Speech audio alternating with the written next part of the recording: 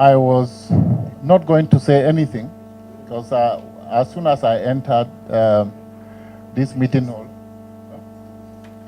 yeah, my name is Lamin Beyai. I'm the country director of UNDP Nigeria. I was not going to say anything because where I come from, where you get this kind of gathering, you can only do this and ask for prayers because it's not easy to have such caliber of personalities, imams, emirs, sultans, under one roof. But it's all for a good purpose. Talk less of talking to them. What would you tell them?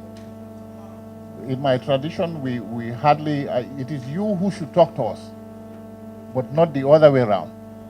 But failing to talk to you means we are breaching protocol, one, but more importantly, it means we are not respecting the hard work you've put into this communique and all the documents that came through. And also talking to you would, for me, in this position, would symbolize giving you the respect all of you deserve and the time you spent coming here. I would like to extend these thanks to the Sultan. He is a man of peace. I've worked with him before.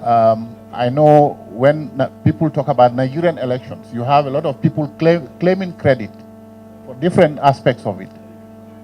But I can tell you for free that he was one of the architects of bridging the divide that happened in the past election. Yes, you can praise politicians, you can praise others for doing what they have done, but behind the scenes, he was championing, together with eminent people from this country, to ensure we had free and fair election. And indeed, we had that. So he is a man of peace. If he comes to champion with his foundation and the rest of the other participants here to champion a cause such as this, I am not surprised. I think it's a continuation of what he has been doing, and we will appeal to him to continue the good work. And for the rest of you, once again, what I know, Islam is about peace. Even the way people exchange pleasantries, the first thing is you express peace to the other and the person reciprocate. Assalamu alaikum is peace, has something to do with peace. You reciprocate, mentioning peace. But if in the 21st century that has turned into a religion of violence, quote and unquote, then something is wrong. I think what is wrong is not the religion, but what is wrong is the narrative. Someone correctly mentioned media. Media is everything. Facebook, radios, televisions. With a click of a button, the whole world can know what happened. I think we've ceded this space to those who should not have controlled that, and as such, they have turned a peaceful religion to, quote and unquote, a violent religion. This meeting here, I think, is a testimony to the good efforts all of you are making to ensure that trend is reversed. Reversed so that Islam can be known for what it is, which is peace, and so that we can do away with all the issues people attribute to Islam.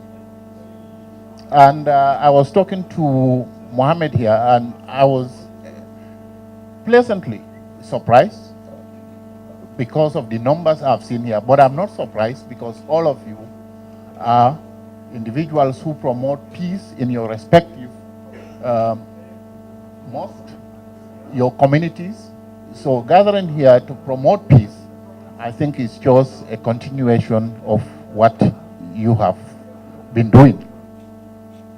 I've sat through. The other regret I have is why didn't I come two days earlier? By sitting here in the past several minutes, I have been preached to.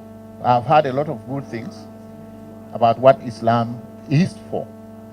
And this is something regrettably I've missed because I was on leave. I only came back to the office today. But this is work in progress from the side of UNDP. We will work with our colleagues, especially those from the Regional Service Center, that's Mohammed and his team, plus other partners. We'll also leverage on IIPC, the Sultan Foundation, and with all of you. I'm sure we would be able to turn this narrative completely around and make Islam the religion it is known for. Of course, this can be done with, it cannot be done with exclusion. Sometimes you can say, okay, let's exclude them. But let's find a way of being inclusive, but change the narrative for people to understand. I'm sure half of those, or more than half of those engaged in this kind of activities don't even know what they are doing because somebody controlled the narrative. I think the counter narrative, starting with what we are all doing here, would go a long way in resolving the issue. So I thank you very much for your time. I know you are very busy people. I was told the Sultan refused to budge. He was here throughout to make sure he oversee whatever takes place. As I've said at the beginning, that's a demonstration of his commitment to ensuring peace, not only in Nigeria, but in the whole world. Majid, is it? We've been working on this. We are meeting for the first time. But he's been relentless in his efforts to ensure this meeting and many other meetings. He has been doing the engagement at various levels, and this is one of them. So I appeal to you all, continue praying for us. That's what we know in religion, in Islam. Continue praying for peace of this country, for countries in Africa, and for not only the Ummah, but for the entire world. We need peace. Without peace, there cannot be development. The world needs peace.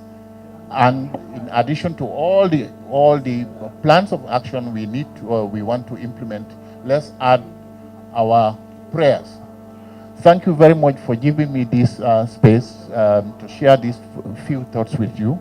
And I wish you well. As I've said, we stand committed with our regional service.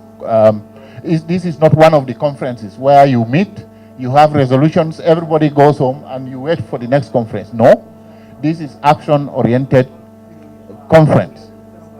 After it, we will continue working on some of the deliverables you've highlighted here.